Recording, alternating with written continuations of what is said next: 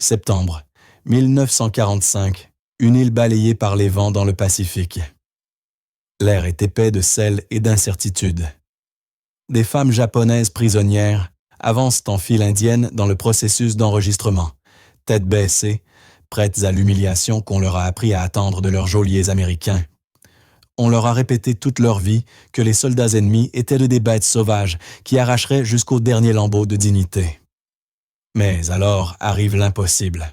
Au lieu de l'avilissement, on leur tend de grosses serviettes blanches. Au lieu de tuyaux d'arrosage glacés, on les conduit vers des cabines de douche individuelles avec de l'eau réellement chaude. Et au lieu d'être observés comme des animaux, les gardes tournent le dos.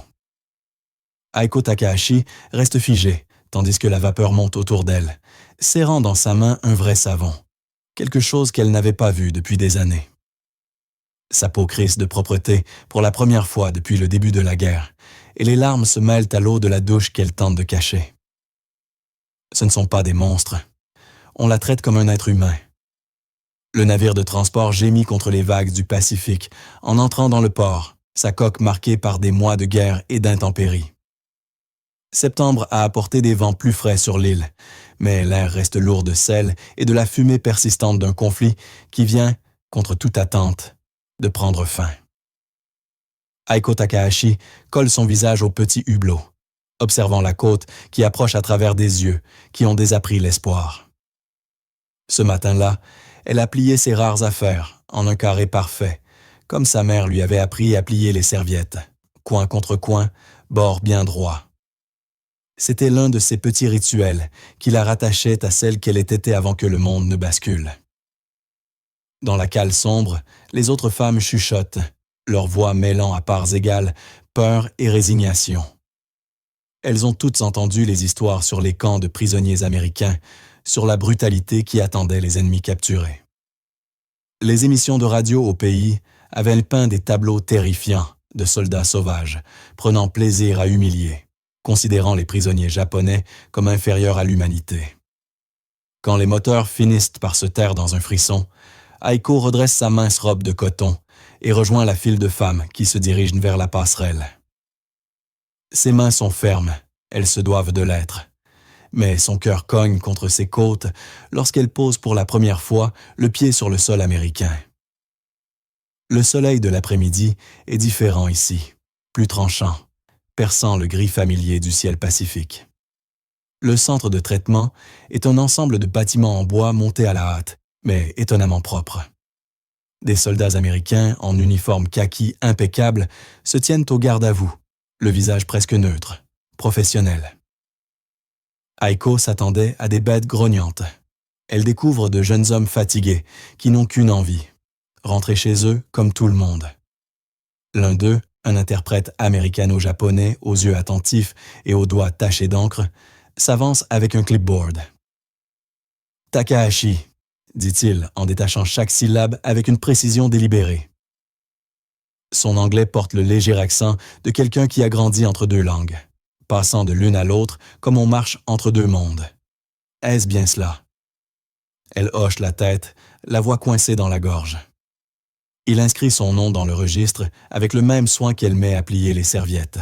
Chaque lettre romaine semble compter, comme si elle comptait. « Par ici, s'il vous plaît », dit une femme en uniforme d'infirmière, blanc impeccable. Sa voix est douce, presque désolée. « Nous allons vous installer et vous faire nettoyer. » Nettoyer. Les mots auraient dû sonner comme une menace, la promesse d'une soumission forcée. Mais il y a dans le ton de l'infirmière quelque chose qui suggère le contraire. Ruth Ellison avance avec la même minutie méthodique que l'interprète, guidant le groupe vers un long bâtiment bas d'où s'échappe un léger nuage de vapeur dans l'air qui se rafraîchit. « Douche chaude », explique Ruth en s'arrêtant à l'entrée. « Vous aurez chacune 15 minutes. Serviettes et savons sont fournis. » Elle désigne des piles bien rangées de serviettes blanches épaisses et propres, et de petits pains de savon ivoire, encore dans leur papier. Du vrai savon? Aiko n'en avait plus vu depuis plus d'1 an. Les autres femmes murmurent, la confusion perceptible dans leur voix. Ce n'est pas ce à quoi on les avait préparés. La machine de propagande au pays avait débité histoire sur histoire de cruauté américaine, de prisonniers dépouillés de leur dignité et de leur humanité élémentaire. Mais ici, il y a des serviettes. Ici, il y a du savon. Ici, il y a de l'intimité. La propagande l'avait préparé à l'avilissement. Elle ne l'avait pas préparé à la miséricorde. Les jours prennent peu à peu un rythme qui surprend Aiko par sa douceur. Chaque matin à 7 heures, le sifflet du sergent Maydoyle tranche l'air des baraquements. Pas dur ni punitif, mais clair et prévisible. Les femmes se lèvent, plient à leurs minces couvertures avec la même précision qu'Aiko met dans tout et se mettent en rang pour aller au réfectoire. Le petit déjeuner est une bouillie d'avoine liquide et un café qui goûte le bois brûlé, mais c'est chaud et il y en a assez. Au bout de 3 semaines, Aiko connaît par cœur le planning affiché devant le bureau administratif. Douche tous les 2 jours à 14 heures, lessive le lundi et le jeudi, cours de couture, les mardis et vendredis après-midi dans la salle de loisirs, et le dimanche, quand les provisions le permettent, des pêches au sirop avec le repas du soir. Petit luxe qui paraît immense après des mois de boulettes de riz et de légumes marinés. Le bâtiment des douches est devenu un sanctuaire tranquille. Ruth Ellison a obtenu du commandant du camp qu'on installe un vrai rideau d'intimité après qu'un des rideaux de toile s'était arraché pendant une séance particulièrement chargée. Au lieu de punition ou d'humiliation, il y eut des rires doux parmi les femmes et une réparation rapide avec du sparadrap médical. L'incident avait révélé quelque chose d'important. Même leurs erreurs étaient accueillies avec patience, plutôt qu'avec cruauté. Kenji Sato passe ses journées penché sur des registres et des machines à écrire, menant de petites guerres administratives que la plupart des gens ne remarqueront jamais. Aiko l'observe parfois par la fenêtre du bureau, sa plume glissant avec un soin délibéré sur formulaires et manifestes. Elle a appris qu'il était né américain, mais japonais de sang, et qu'il portait le poids de devoir prouver sa loyauté à un pays qui avait enfermé sa propre famille pendant qu'il servait sous l'uniforme. « Votre nom, lui avait-il dit un jour, n'est pas un numéro. Je fais en sorte qu'il le reste. » Il lui avait montré le registre où chaque femme était inscrite non comme « prisonnière 247 » ou « sujet 089 », mais par son nom complet écrit d'une écriture soigneuse. Takahashi Aiko, Nakamura Chio, Yamamoto Sachiko. Chaque nom était un petit acte de résistance contre la machine qui cherche à réduire les êtres humains à des commodités administratives. Ruth accomplit ses tâches avec la même gentillesse méthodique. Elle a aménagé un coin de l'infirmerie pour les petits bobos et maladies, et la nouvelle s'est vite répandue que l'infirmière américaine ne posait pas de questions qui ne soient pas strictement médicales. Quand Yekos brûle la main sur la presse à vapeur de la buanderie, Ruth nettoie et panse la plaie avec une efficacité douce, sans jamais lui faire sentir qu'elle est maladroite. « Guérir exige de la dignité », murmure Ruth en entourant la main d'Aiko de gaz propre. « J'ai appris ça de ma grand-mère. Elle disait « On ne peut pas réparer une personne si on lui casse d'abord l'esprit. » Les mots sont dits presque pour elle-même, mais Aiko les entend et les range comme un petit trésor. Les cours de couture deviennent étonnamment populaires. Sœur Agnès Morand, de la Croix-Rouge, a réussi à obtenir aiguilles, fils et chutes de tissu, transformant ce qui aurait pu n'être qu'une occupation forcée en quelque chose qui ressemble à la normale. Aiko se retrouve à enseigner aux autres les techniques que sa mère lui avait transmises, renforcer une couture, repriser une chaussette pour que la réparation soit presque invisible. Faire du beau avec des restes que d'autres jetteraient. Chio Nakamura est assise à côté d'elle pendant ses séances, les doigts vifs et sûrs. Elle était apprentie couturière avant la guerre. Sa gaieté naturelle allège l'atmosphère de la salle de loisirs. Elle fredonne en travaillant, entraînant parfois les autres. Les gardes ne leur demandent un moment jamais de se taire. « Tu crois qu'ils nous engraissent pour quelque chose de pire ?» chuchote Chio un après-midi en reprisant une couverture déchirée. C'est la question qui trotte dans toutes les têtes. Et si la gentillesse n'était qu'une autre forme de manipulation? Aiko réfléchit en passant son aiguille dans la laine récalcitrante. « Je ne sais pas, avoue-t-elle, mais je sais qu'hier on m'a traité en être humain. Aujourd'hui aussi. Demain. » Elle laisse la phrase en suspens, mais le sens est clair. Demain s'occupera de lui-même. Le dimanche soir, quand les pêches au sirop apparaissent sur les plateaux, Aiko les mange lentement, faisant durer chaque bouchée sucrée. Autour d'elle, les autres femmes font pareil, savourant non seulement le fruit, mais le petit miracle d'une gentillesse inattendue. Plus tard, en revenant vers les baraquements sous un ciel orange et violet, Chio se met à fredonner un cantique appris de Ruth. La mélodie est simple et douce, quelque chose sur le fait d'être recueilli en sécurité. Aiko se surprend à fredonner avec elle, bientôt rejointe par d'autres voix. Même le sergent Doyle, en patrouille du soir, semble adoucir son pas tandis que le chant flotte dans le camp. C'est un petit son dans un monde immense, mais il leur appartient, et personne ne cherche à le leur prendre. La nouvelle arrive un mardi matin d'octobre, apportée par Kenji avec la précision soigneuse qu'il met dans tout ce qui est important. Les femmes sont réunies dans la salle de loisirs pour le cours de couture quand il apparaît sur le seuil. Une chemise cartonnée contre la poitrine et quelque chose qui ressemble à de l'espoir dans ses yeux sombres. « Mesdames, dit-il d'une voix inhabituellement solennelle, j'ai une annonce de la Commission d'échange de Genève. Vos noms figurent sur le manifeste de rapatriement. Vous rentrez chez vous. » Le silence est si total qu'Aiko entend le vent faire claquer les fenêtres et le bruit lointain d'une machine à écrire. Puis Chio pousse un petit cri, mi-sanglot, mi-rire, et le charme se rompt. Les femmes s'étreignent, larmes coulant sur des visages qui avaient désappris l'espoir. Ruth apparaît à l'épaule de Kenji, les yeux brillants de ce qui ressemble fort à des larmes. « Le bateau part dans 3 semaines, ajoute-t-elle doucement. Nous veillerons à ce que chacune ait les papiers et le certificat médical nécessaire. Ce soir-là, sans que personne ne l'organise ni ne demande l'autorisation, les femmes se rassemblent dans le bâtiment des douches après la fin officielle des horaires de bain. Chio a proposé l'idée au dîner, une cérémonie pour marquer le moment où elles ont appris qu'elles rentraient. Elles apportent leurs précieux morceaux de savon, presque tous réduits à l'état de copeaux après des semaines d'utilisation parcimonieuse. Aiko tient dans sa paume l'emballage de son savon, papier devenu doux et translucide à force d'être manipulé. Elle l'avait gardé plié dans son journal, entre les pages où elle notait chaque soir 2 lignes soigneuses.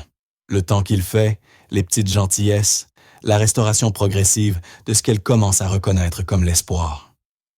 Maintenant, elle le colle sur la page où elle a dessiné le bâtiment des douches, le lieu où son monde a basculé de l'attente à la miséricorde. Comme des marque-pages, dit doucement Chio, en montrant comment l'emballage peut marquer une page à ne pas oublier. Autour de la pièce, les autres font pareil, glissant les emballages de savon dans livres de prières, journaux, lettres qu'elles écriront chez elles, dans le maigre bagage qui constitue tout leur univers matériel. 3 jours plus tard, les petites choses commencent à se fissurer. La mauvaise nouvelle arrive toujours en morceaux. Un murmure entre gardes, l'air de plus en plus inquiet de Kenji. Puis l'annonce officielle, qui tombe comme de l'eau glacée. Un navire transportant des prisonniers rapatriés d'un autre camp a coulé dans une tempête près des Philippines. Pas de victimes, mais l'incident déclenche une révision de tous les protocoles d'échange. Photographie interdite, objets personnels, soumis à une inspection supplémentaire. Aiko regarde depuis la fenêtre de sa baraque. Des hommes en uniforme emportaient des cartons de carnets, lettres, livres de prières, tout ce qui pourrait contenir des informations jugées sensibles. Son propre journal disparaît avec le reste, emportant ses observations soigneuses et l'emballage de savon devenu symbole de grâce inattendue. La confiance si patiemment tissée commence à s'effilocher. La gentillesse n'était-elle donc qu'une mise en scène? La douceur, une autre forme de contrôle. Les questions circulent dans les baraquements comme une fièvre. Ruth trouve Aiko seule dans la salle de loisirs le lendemain soir, regardant ses mains vides. « Ils rendront les carnets », dit-elle doucement en s'asseyant à côté d'elle. « Une fois qu'ils seront vérifiés, c'est juste la procédure. »« Vraiment ?» demande Aiko, et la question flotte entre elles comme un défi. Pour la première fois depuis son arrivée, elle a la voix d'une prisonnière qui met en doute les intentions de ses geôliers. Ruth reste longtemps silencieuse, main jointe avec la même précision qu'Aiko met dans ses petits rituels. « Je ne sais pas », finit-elle par admettre. « Mais je sais que certaines choses ne peuvent pas être prises, même quand tout le reste disparaît. La gentillesse que tu as reçue est réelle. La dignité que tu as conservée est à toi. » Elle marque une pause, puis ajoute plus bas. Parfois, la foi, c'est croire à la miséricorde même quand les preuves semblent contradictoires. Le tampon rouge apparaît un jeudi matin, comme une petite apocalypse, gras et définitif, en haut du document de transport d'Aiko. Le lieutenant Walter Herian traite la paperasse. « Monsieur, il y a une divergence », dit Kenji d'une voix soigneusement neutre en brandissant 2 documents. Le manifeste indique Takahashi Aiko, mais la carte d'identité a la romanisation Takahashi. L'ordinateur a signalé une discordance. Herian jette à peine un regard. Alors, elle est réaffectée au transport suivant, simple correction administrative. Il attrape son tampon, l'encre rouge encore humide du matin. « Monsieur, si je pouvais juste vérifier l'orthographe correcte, commence Kenji. »« Réaffecté » coupe Herian en abattant le tampon avec force. Les lettres s'étalent légèrement dans les fibres du papier, aussi définitives qu'une inscription funéraire. Dehors, Aiko attend avec son petit baluchon, regardant par la fenêtre son destin se jouer pour une seule lettre mal placée. Quand Kenji sort enfin, son visage dit tout. « Je suis désolé. » Erreur administrative. Vous devrez attendre le prochain transport. Les mots la frappent comme de l'eau froide. Autour d'elle, les autres femmes rassemblent leurs affaires avec une excitation nerveuse. Chio apparaît à son coude, le visage plissé d'inquiétude. « Non, ils ne peuvent pas nous séparer maintenant, pas si près du but. » Mais ils le peuvent, et ils l'ont fait. L'après-midi, Aiko se tient à la grille du camp, regardant le camion emporter ses compagnes vers le port. Chio colle son visage à la vitre arrière, articulant sans son des promesses. « Je t'attendrai, je retrouverai ta famille, je n'oublierai rien. » Le camion disparaît dans un nuage de poussière, ne laissant qu'un vide douloureux. Ruth la retrouve 1 heure plus tard, toujours agrippée à la grille. « Ce n'est pas juste, » dit Ruth, la colère faisant craquer son calme professionnel. « J'ai déposé une plainte officielle auprès du capitaine Denton. Kenji a les preuves que l'erreur vient de nous. » « Est-ce que ça changera quelque chose ?» demande Aiko d'une voix plate d'épuisement. « Je ne sais pas, » répond Ruth avec son honnêteté habituelle, « mais je ne lâcherai pas. » Ce soir-là, Kenji arrive avec une pile de dossiers et une détermination farouche. Il étale sur la table commune formulaire d'arrivée, fiches de travail, dossiers médicaux, cartes des cours de couture. « Votre nom apparaît 37 fois dans les archives du camp, » annonce-t-il en désignant chaque document. 36 fois correctement orthographié T-A-K-A-H-A-S-H-I. Une seule fois faux sur la carte perforée qui a généré le manifeste. Le caporal Eddie Ruiz, jeune employé aux archives, qui observait depuis la porte, s'avance timidement. « Je peux retaper la carte », propose-t-il à voix basse, proprement, avec l'orthographe correcte. « Le manifeste est déjà déposé », répond Kenji, mais son ton indique qu'il cherche encore des solutions plutôt que d'accepter la défaite. Cette nuit-là, Aiko va seule au bâtiment des douches. L'espace est vaste et vide sans les autres femmes. Seul le goutte-à-goutte régulier des robinets mal fermés rompt le silence. Elle tourne quand même un robinet, regarde l'eau chaude s'écouler dans le vide. Elle a gardé un dernier petit copeau de savon, talisman contre le jour où même les petites miséricordes pourraient disparaître. Elle le tient dans sa paume, se souvenant de la première stupeur de la vapeur, de l'intimité, de l'eau qui coulait claire. Le savon est devenu translucide à force d'usage, mais il garde encore le léger parfum de quelque chose de meilleur qu'elle n'avait osé l'espérer. 3 semaines passent, 3 semaines d'appels qui s'enlisent dans les classeurs, de promesses que demain il y aura du nouveau, de lits vides là où dormaient ses amis. Le camp s'est rempli d'hommes transférés d'un autre camp. Les horaires de douche sont désormais séparés. Les créneaux féminins réduits à des fenêtres de temps qui ressemblent plus à une ration qu'à un sanctuaire. Un matin gris, Ruth entre dans le bâtiment des douches, une enveloppe Kraft à la main et une expression d'excitation soigneusement contenue. « Ton journal », dit-elle simplement. « Il est autorisé. » Aiko ouvre l'enveloppe d'une main tremblante, retrouve le carnet bleu usé, ses pages remplies de son écriture soigneuse, l'emballage de savon toujours pressé là où elle avait dessiné le bâtiment des douches. Kenji a gagné l'appel, continue Ruth en s'asseyant à côté d'elle. Eddie Ruiz a retapé ta carte d'identité 3 fois, jusqu'à ce que les carbones soient parfaits. Ton nom est remis sur le prochain manifeste, dans 2 jours. Le capitaine Denton a signé lui-même. Les mots semblent venir de très loin. Aiko serre le journal contre sa poitrine, entend le léger craquement de l'emballage de savon entre les pages. Petit bruit qui contient toutes les semaines d'incertitude et la possibilité soudaine, écrasante, de la liberté. L'après-midi, sur le terrain de parade, Ruth lit les noms du manifeste à voix haute, lentement, chaque syllabe par syllabe, avec le poids et la dignité que méritent les vrais noms de vraies personnes. Quand elle prononce « Takahashi », Aiko fait un pas en avant, les jambes incertaines mais déterminées. Son nom flotte un instant dans l'air avant d'être emporté par le vent, comme une petite victoire. Le lendemain matin, elle se tient à la grille du camp, le journal bien rangé dans son baluchon. L'emballage de savon n'est plus le symbole de ce qui pourrait être perdu, mais le rappel de ce qui a été préservé. La dignité face à des systèmes conçus pour l'effacer. Une miséricorde plus forte que la bureaucratie, une retenue devenue force. Ruth et Kenji sont là, derrière la grille, tandis qu'elle monte dans le camion qui l'emmènera au port, puis sur le bateau qui la ramènera enfin chez elle.